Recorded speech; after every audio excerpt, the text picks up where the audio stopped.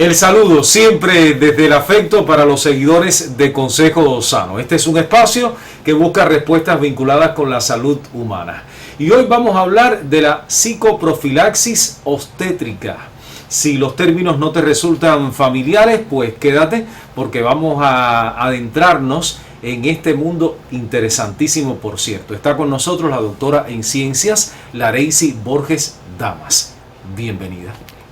Agradezco mucho esta otra invitación que me haces para hablar de un tema que tiene mucho que ver con otro programa que hicimos, que es Parto Respetuoso, sobre todo por las mujeres que van a ser las más beneficiadas. Efectivamente, se conecta este tópico con el anterior que abordamos en el programa con usted, doctora.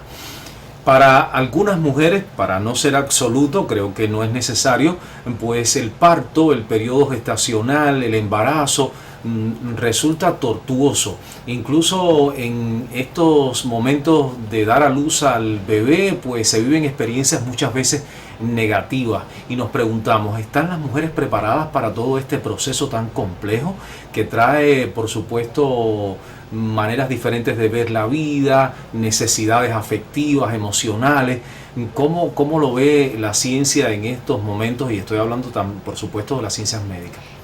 Han, has dicho la palabra correcta. Sin ser absolutos, una gran cantidad de mujeres que se somete al proceso de gestación, parto y puerperio no está preparada para asumirlo. Y no está preparada porque existen una serie de factores para ella apropiarse del conocimiento desde la planificación familiar y entonces decidir tener un embarazo y poderlo disfrutar.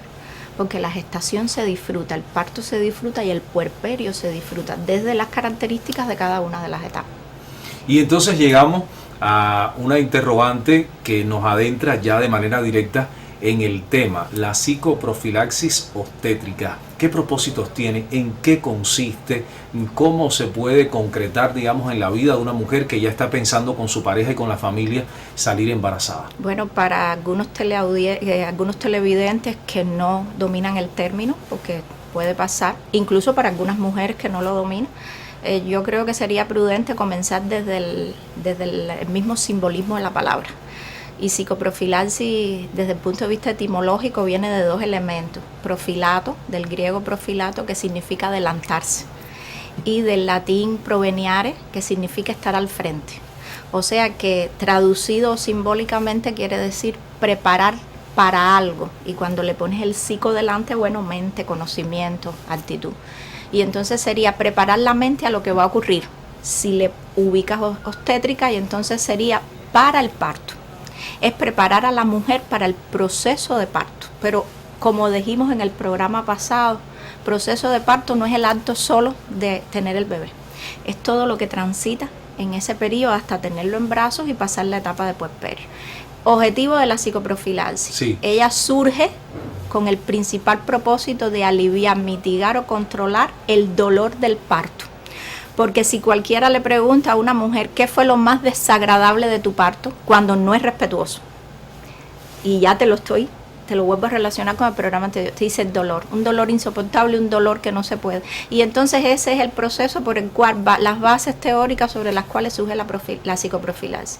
Pero ya ha llegado a ser una estrategia global que incluye y vamos a la familia, porque prepara a la mujer desde el punto de vista físico y psicológico para afrontar el proceso de la gestación, parto y puerperio. Se trata de un proceso, digamos, cognitivo, educativo, que busca estimular a la mujer el conocimiento y las prácticas necesarias para transitar por estos meses de embarazo y posteriormente el parto y el puerperio, digamos, preparada. Exacto. En condiciones psíquicas y físicas para lograrlo. Para lograrlo. Fíjate que vuelvo a tu pregunta anterior, porque cada pregunta que me haces tiene relación una con la otra. La psicoprofilaxis es un programa, y un programa que está diseñado como curso. En el mundo surge desde hace mucho tiempo. En Cuba los antecedentes históricos la ubican en la primera mitad del siglo XX, donde un prestigioso profesor ya la aplicaba desde el alivio del dolor, como te decía, que era su concepción anteriormente en las clínicas privadas. Y en el 1993, a solicitud de Vilma Espín y la Federación de Mujeres Cubanas, se le pide al Ministerio de Salud un programa que empodere a la mujer, que sepa qué se va a enfrentar, y surge entonces el programa de psicoprofilaxis obstétrica y el de maternidad y paternidad responsable. Ahora, ¿qué pasa? Ese programa surgió en el 93 y no ha tenido cambios, se le han acumulado algunas acciones que guardan relación con corrientes internacionales, como es el caso del parto respetuoso. Porque la psicoprofilaxis que teníamos hasta hoy es para parejas hetero, una mujer y un hombre. No estaba incluido gestación solidaria. Y además no ubicaba el parto respetuoso, aunque ponía a la mujer como centro de atención. Pero estas corrientes actuales del parto respetuoso no estaban reflejadas en la psicoprofilaxis porque surgen después. ¿Qué hicimos ahora entonces? Sobre todo un colectivo de autores de Artemisa propuso un programa desde la perspectiva del parto respetuoso. Y entonces un programa, como te decía, con 6 clases teórico-prácticas que comienzan en la semana 32. Pero no se puede confundir psicoprofilaxis con educación maternal, que comienza desde la consulta de captación.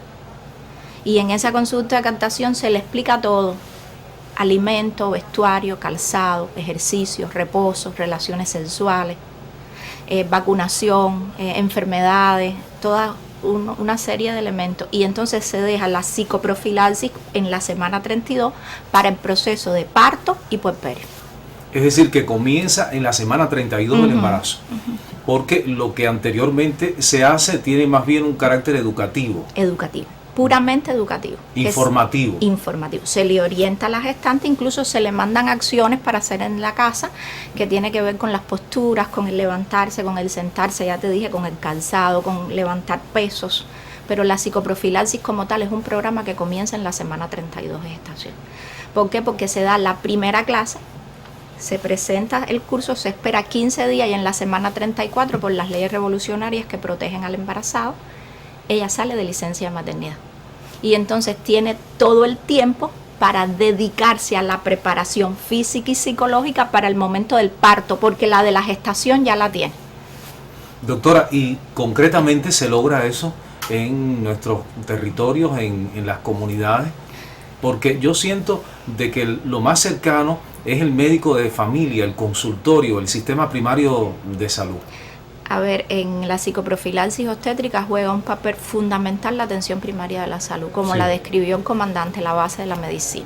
Lo que parte de ahí es para todos los demás niveles. Es un programa diseñado para desarrollarse en la atención primaria, en los niveles donde existan universos de gestantes. Dígase consultorio, médico de la familia, dígase hogares maternos, que son muy importantes.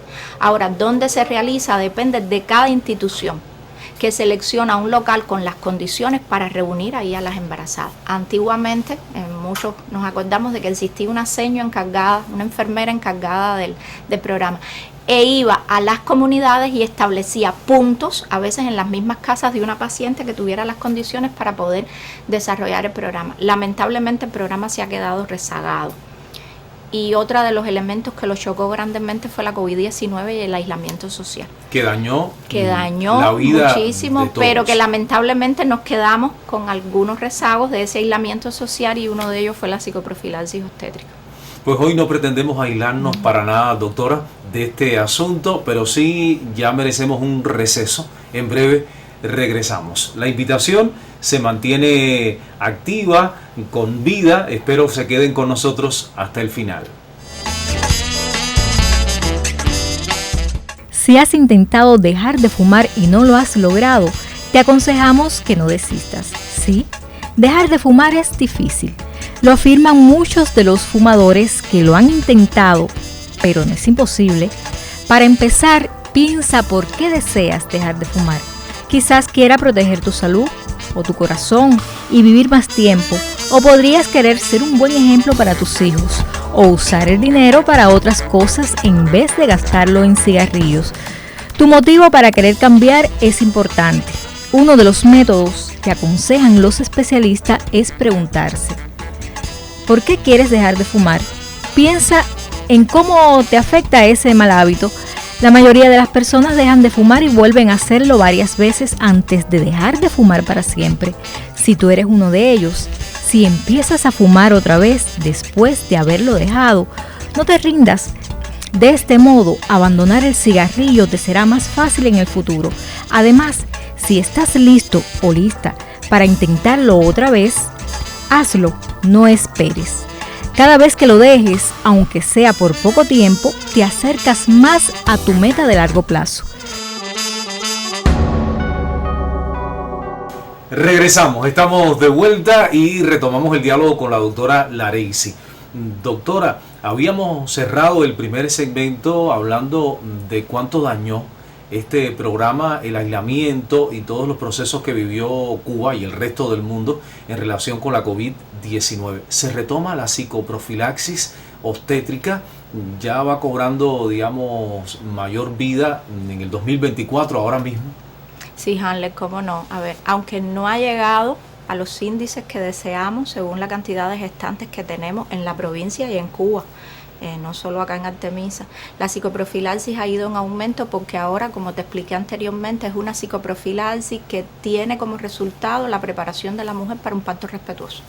Y entonces ahora es una intencionalidad del Ministerio de Salud Pública desde el programa materno-infantil que se retome la psicoprofilaxis como la actividad fundamental para el logro de un parto natural y respetuoso, que es lo que queremos. Incluso en la provincia de Artemisa, en las redes, podemos ver el retomar de las clases en los hogares maternos, en las comunidades. No obstante, sabes que para todo lo que falta siempre hay un no obstante o un pero, no llega a todas las gestantes. Por lo tanto, también la gestante debe de solicitar la información, que se le haga llegar su preparación, porque es un derecho de ella y es una obligación del sistema proporcionársela. Sí, porque no podemos dejar solo los derechos en el cuerpo jurídico, en el marco de las leyes, sino también tenemos que defender esos derechos, exigirlos, doctora. Y en ese sentido, creo que el programa, el anterior y este, ha sido enfático en provocarlo hacia nuestras mujeres y al interior de nuestras familias. Quiero preguntarle, ¿todas las embarazadas pueden trabajar desde la psicoprofilaxis obstétrica? Sí. ¿Sí? La psicoprofilaxis, y te hablaba que comienza la captación con educación maternal. Ninguna queda excluida Ninguna por algún queda motivo, excluida. por alguna razón. Hay condiciones médicas, lo mismo patologías, o sea, enfermedades que dependen del embarazo, que están asociadas al embarazo, donde se proscribe completamente a veces la actividad intensa de la gestante. Y más bien es un reposo relativo que ella solo se levanta actividades esenciales. Pero eso no quita que yo le explique desde el punto de vista teórico, porque estas gestantes entonces están en el hospital o están en el hogar materno, generalmente en el hospital, cuando es este tipo de riesgo están en el hospital. Y tienen determinadas limitaciones. Pero eso no quita que el personal de salud las prepare desde el punto de vista teórico, las enseñe a intercambiar con su bebé, les enseñe el proceso de parto, porque que tengan esta patología no quieren decir que sean una operación cesárea, ellas pueden pasar por un proceso de parto fisiológico, aunque en ella el seguimiento y la observación tiene otros estándares porque es un parto de riesgo, un trabajo de parto de riesgo, pero todas tienen derecho a prepararse para el parto, a estar acompañadas, a no pasar dolor, a que se les explique qué es lo que va a pasar su bebé para venir al mundo. Todas tienen derecho a la psicoprofilaxis. Lo que limita es esto, que no hacen las clases prácticas, pero las clases teóricas sí, todas tienen derecho, porque existe psicoprofilaxis en el hospital, en el caso de que la gestante no puede ir al área. Doctora, ¿y aquella mujer que tendrá su bebé por segunda ocasión, tendrá un nuevo hijo también? Porque la experiencia nos enseña, la experiencia pues facilita el conocimiento, pero también ella, la que por segunda o tercera vez será mamá, ¿se somete a la psicoprofilaxis obstétrica? Por supuesto que sí. Acuérdate que cada parto es único. Es de cada mujer, pero es único. Cada niño viene al mundo de la manera propia. Y entonces nos hemos encontrado gestantes que han sido parte del proyecto que te comenté, que en la primera gestación no tuvieron psicoprofilaxis obstétrica. Y cuando se incorporan a las clases es como abrirle un abanico de bondades, de felicidad, porque viven cosas que no vivieron una primera vez. O si las vivieron la primera vez, no las viven de igual forma en la segunda, porque ya vienen con la experiencia de un proceso de parto. Y entonces a veces vienen con una experiencia negativa y con la psicoprofilaxis cambiamos el enfoque de esa experiencia, para que crea que va a ser en esta ocasión positiva, y sí, sí lo merece. Y en el caso de las adolescentes embarazadas, porque realmente este es un asunto que se sigue muy de cerca en las comunidades, desde la atención primaria de salud, en el trabajo de prevención. Con ellas en particular, la psicoprofilaxis tiene particularidades, Sí, reitero. Sí, cómo no. A ver, lo primero es, ojalá y se puedan bajar los índices de embarazo en la adolescencia. Claro. Vamos a empezar por ahí. Pero ya una vez que está embarazada, es ayudarla a transitar por un proceso que no le toca por el ciclo de la vida donde ella está. Y entonces lo que hacemos es, de hecho, psicoprofilaxis del adolescente la trabaja una especialista del proyecto, Tatiana Orama, que es la intencionalidad de ella de desarrollarla aún más, porque es el mismo programa, el programa no cambia, el programa es el mismo para cualquier gestante. ¿Qué es lo que cambiamos en la adolescente? La forma de darlo. Si a la mujer madura, y cuando hablo de madura no hablo de vejez, hablo de mujer ya con alguna experiencia, con un embarazo deseado, con un embarazo planificado, le damos quizás los momentos del parto en un video con una mujer, a la adolescente se lo damos con un dibujo animado. Que no sea infantil, pero que ella logre enganchar ahí. La estimulación la hacemos entonces con juguetes, con peluches. Si en la mujer gestante madura lo hacemos de una forma diferente, en ella lo hacemos ameno, para que enganche en el proceso como parte de la edad que ella está pasando, porque al final ella ni es una niña ni es un adulto, está en un periodo intermedio que, vuelvo y te repito, no debería estar, pero una vez que está, nos adecuamos incluso a sus características biológicas, porque el útero de la adolescente tiene características que no tiene el útero de la mujer madura, y hasta todos esos procesos que se cuide, la alimentación, el calzado, las fiestas, la bebida, porque estamos hablando de la época que le toca por la edad. Es el mismo programa, pero lo hacemos de una forma diferente, los medios que usamos, la forma de transmitirlo, lo hacemos de una forma diferente. Porque regularmente en el caso de las adolescentes no siempre están acompañadas, por ejemplo, de su pareja, y eso incluso puede complejizar un poquito más toda esa etapa preparatoria que ella necesita para afrontar el embarazo respetuoso, o mejor, el parto respetuoso. No obstante, sí debemos aclarar que cuando es una gestante siempre debe de venir acompañado. Sí. Eso nosotros lo exigimos porque ella ante la ley es menor de edad. Y entonces siempre viene con o su mamá, generalmente, pero hemos tenido casos de la pareja. En todo este gran tema, doctora, de la planificación familiar, el periodo gestacional, el parto, el puerperio, pues dentro de ese gran tema se habla mucho de la cesárea y el parto natural. Uh-huh.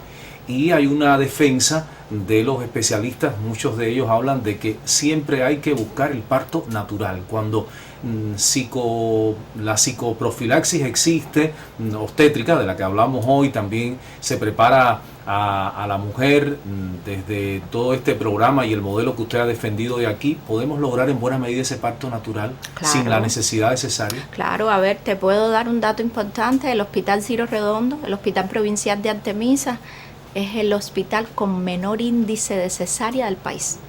Sí. Y eso habla de la preparación de la mujer. Primero habla del desempeño de los profesionales que están ahí, porque no todos los héroes llevan bata, también llevan esteto, llevan capa, que diga, también llevan esteto y una bata blanca. Y primero el desempeño de esos profesionales, de ahí de la atención primaria de salud. Y lo segundo es la naturalidad del proceso. Acuérdate que cuando los procesos se hacen naturales, se evitan las complicaciones, pero una operación cesárea es el último eslabón de la cadena del proceso del parto, porque como quiera que sea, como la pongan, es una operación, y una operación lleva riesgos anestésicos, lleva riesgo de una intervención, lleva riesgo de una herida quirúrgica, lleva riesgo de manipulación que se hace. La cesárea es cuando no hay una posibilidad de que ocurra el parto transvaginal, o sea que el niño nazca nomás por la vía que le toca, pero eso no debe de ser. Y vuelvo, Artemisa es el hospital con menor índice de cesárea del país. Pues hacemos otro corte en el programa, regresamos de manera breve. Ustedes con certeza le prestan muchísima atención al tópico que hoy abordamos en Consejo Sano, y nosotros agradecidos por eso.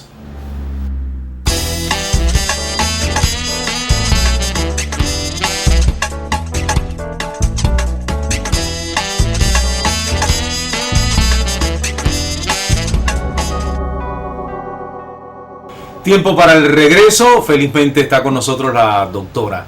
En el caso de una mujer que no ha sido beneficiada con la psicoprofilaxis, doctora, la psicoprofilaxis obstétrica, ¿qué consecuencias negativas puede traer para ella el hecho de no estar preparada para afrontar la maternidad, para afrontar el momento del parto? Sí, a ver, no tener psicoprofilaxis en el sentido de no estar preparada, de no saber, y cuando uno no sabe a qué se somete, entra a un lugar que para ella es desconocido, con personas que nunca ha visto, con personas que nunca ha tratado, pero además en un proceso que por lógica es doloroso, y por lógica entraña miedo, entraña incertidumbre. Desde las redes de apoyo que tenemos, que nos educan a que tienes que portarte bien y tienes que hacer lo que el médico diga para que todo salga bien. Y lo peor de una mujer que no reciba psicoprofilaxis obstétrica es la experiencia negativa que psicológicamente tiene de su parto, a tal punto que no vuelve a parir. Y si asocias, el índice de natalidad del país ha disminuido exponencialmente. Y no es solo la razón económica o de recursos que muchas veces se ven limitadas, también están estas experiencias negativas. Hay un fenómeno multifactorial, pero sí, en evidencia constituida que tiene que ver mucho la experiencia negativa que la mujer tiene en el proceso de parto para un embarazo y un parto futuro. Y entonces una experiencia de parto negativa la marca para toda la vida. No disfruta su gestación, no disfruta la llegada de su hijo y no disfruta el posparto. Es una cadena porque son procesos que se relacionan entre sí. La psicoprofilaxis obstétrica, doctora, no termina con el nacimiento del bebé. No, para nada. No termina ahí. No. De hecho, ya en la propia gestación se le enseña a ella el puerperio inmediato, mediato y tardío. E incluso en el mismo puerperio inmediato ya ella comienza con ejercicios para fortalecimiento de la musculatura pelviana, de los músculos pelvianos, y que pueda tener una mayor calidad de vida. Le enseñamos lactancia, vacunación del niño, signos y síntomas, porque la psicoprofilaxis, una es preparación como tal, que ha sido el enfoque que le hemos dado, pero también la preparamos para síntomas y signos de complicaciones que se puedan presentar y ella los puede identificar a tiempo. Incluso afrontarlo desde la casa, desde el hogar, siempre que sea posible. Siempre que sea posible.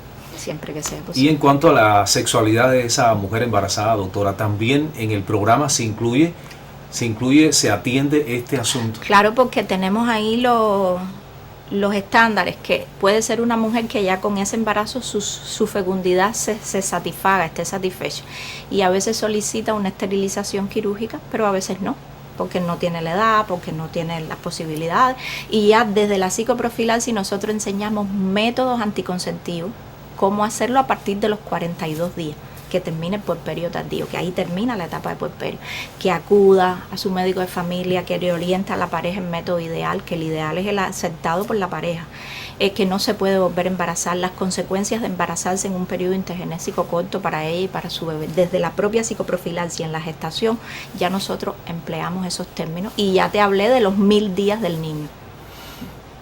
Volvemos una y otra vez al asunto familiar, al acompañamiento, a los elementos emocionales, afectivos, de conocimiento, porque está la abuela, está la madre de esa joven de 24 años que tiene sus experiencias, está la tía que también puede aportar. El programa piensa en cuánto puede aportar la mamá, la abuela a esos conocimientos, o al menos a los enfoques que se tuvo con anterioridad sobre estos temas. Claro, el programa, cuando se va a dar la clase de psicoprofilaxis, pide un acompañante, sí, el que elija la mujer, ¿ya? Porque no solo, a veces creemos que es la mamá, pero a veces es el esposo, pero a veces el esposo no está preparado, no quiere, a veces es una tía, es una amiga, hemos encontrado de todo. Y eso es lo que se extiende al medio familiar, pero no obstante, la familia que necesite orientación y consejo puede acudir a las personas, al médico de familia o a la persona encargada de la psicoprofilaxis y prepararse. Pero la preparación de la familia es de la preparación desde la propia pareja, vamos a suponer que sea él el que va con ella, la pareja el que va con ella a las clases, y entonces se extiende al medio familiar. Doctora, sé que Artemisa, usted es una de las protagonistas, ha investigado muchísimo sobre estos asuntos, incluso han diseñado manuales, programas. ¿Eso existe de manera impresa o de manera digital para que aquellas mujeres interesadas puedan acudir a estos textos, auxiliarse con ellos, asesorarse? A ver, los manuales y el sí, propio programa está editado por Ciencias Médicas de Cuba.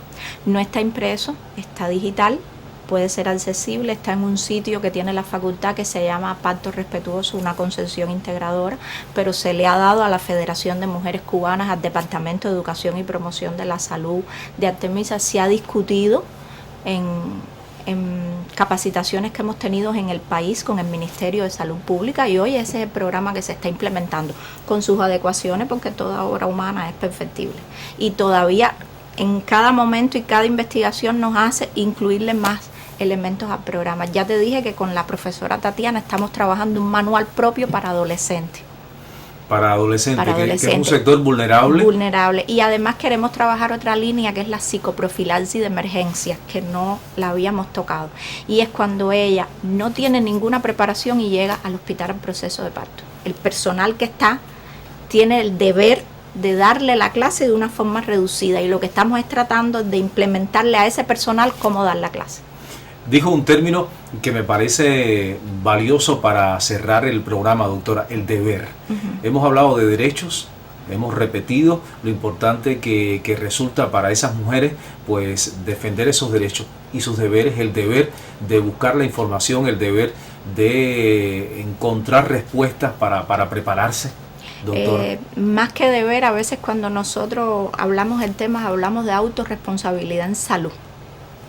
Y la autorresponsabilidad en salud implica la planificación familiar e implica llegar a una gestación lo más controlada posible, con enfermedades o desde el punto de vista orgánico, desde el punto de vista biológico, para que mi cuerpo responda a lo que es normal en él. Pero normal si yo estoy bien.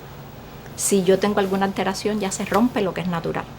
Primero eso, y segundo el deber, porque aquí se tocan las puertas de los consultorios del médico de la familia, de la federación, de los líderes comunitarios, y se habla el tema.